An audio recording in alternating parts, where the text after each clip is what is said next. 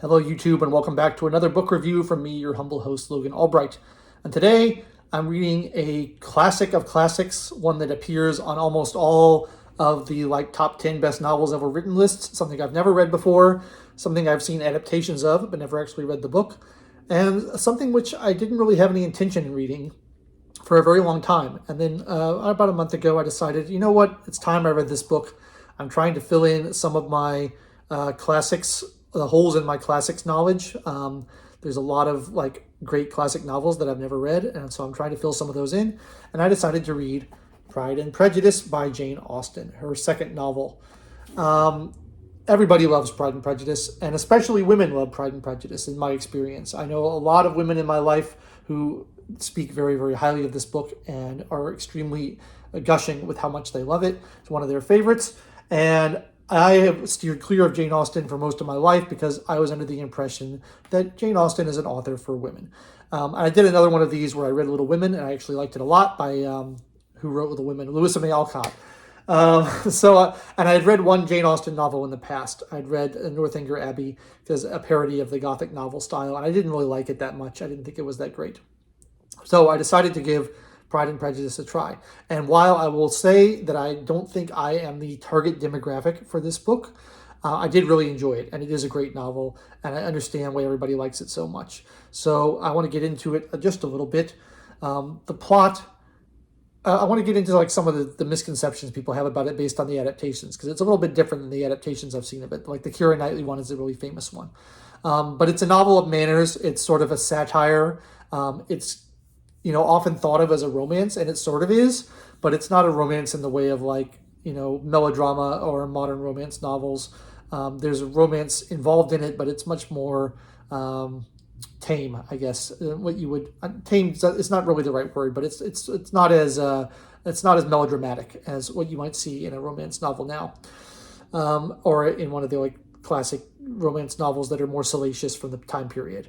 The plot is basically about these 5 sisters, the chief of which is Elizabeth Bennet.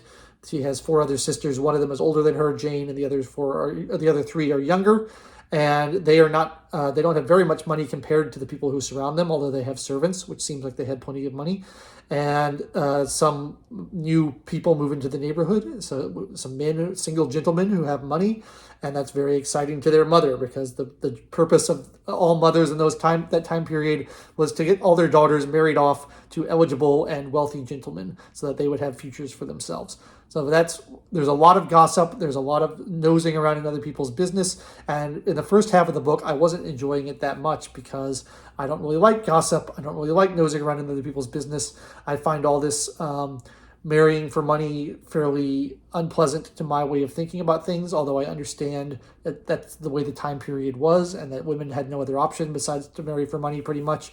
So I get that, but it's so antithetical to my way of thinking about romance that it's a little hard for me to get into and enjoy this story, because it's all make sure you get a man with a good estate, and make sure you married someone, and whether or not you actually like the person doesn't seem to be of very much importance. It's about, can you talk the man into marrying you and taking you away and having a good fortune off of it. So there's a lot of talk about these newcomers. One of the friends of the new person, who's Mr. Bingley, one of his friends is Mr. Darcy, who everyone knows from the adaptations. He's the main male character, and he's very standoffish, and he's very rude, and everyone's upset with him because he won't dance at the dance, and you're supposed to dance at the dance. One of my favorite things about Darcy is people will ask him questions, and he will just not answer them. He will just stand there in silence, refusing to answer. He's very grumpy and kind of rude. And so Elizabeth forms an intense dislike for him and a hatred for him very quickly, views him to be a cad and a rogue and not a very good person. That opinion will change over the course of the novel. And so the title Pride and Prejudice has to do with how proud and stuck up Mr. Darcy is, and how Elizabeth forms very hasty judgments and opinions about him before she really knows everything that's going on with him and what his life is like and what his character is like. That's sort of what the plot is about, and then there's various things that happen, and of course to change the way people view each other. But that's basically what goes on. One of the things that you have to appreciate, I think, in this book is that it is intended to be somewhat satirical. So all of the annoying obsession with etiquette or gossiping or worrying about who's marrying who, which I have a hard time caring about. It's something that's just far removed from the things that I'm interested in or care about. A lot of that is kind of making fun of both previous novels that had come before and sort of the contemporary mores of the time, because Jane Austen was fairly progressive and didn't want to just marry for money. She wanted to marry someone she loved. She tragically died very young, and I don't think she ever married. So it didn't work out for her that well. But she had principles, which is good. And so a lot of the stuff in the book that I initially found annoying, I think it was meant to be satirical. And the book is actually quite funny. There's a lot of description of like how haughty and stuck up the characters are, and or how foolish and rash some of the younger sisters are, and those descriptions are very sarcastic and they're quite funny, and I found myself laughing in places.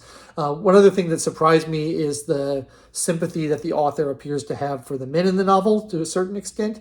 The Bennet, Mr. Bennet, Elizabeth's father, he's kind of the character who starts off the novel, and he's kind of got this world weary mean about him, where he's sort of like, I have 5 daughters and this wife I have to deal with. I have to put up with their nonsense all the time.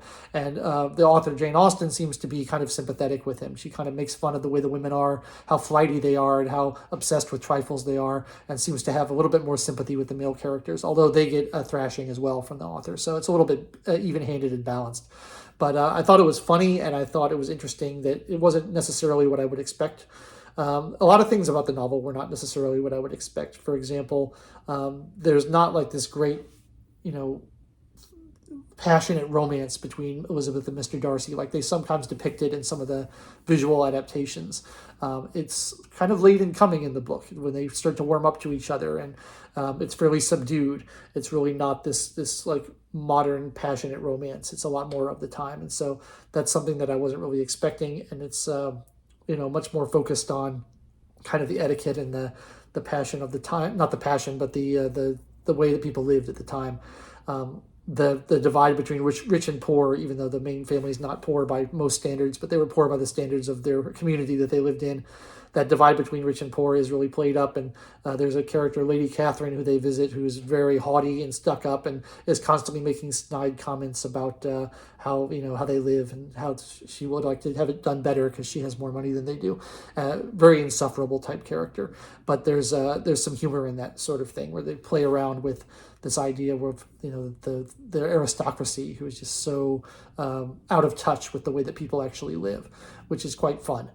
So I liked a lot of that. And there's a lot of very clever, barbed conversation that goes on where especially Elizabeth, who's quite sarcastic and witty, will snap back at people who have been rude to her. And it's a little bit quick-tempered.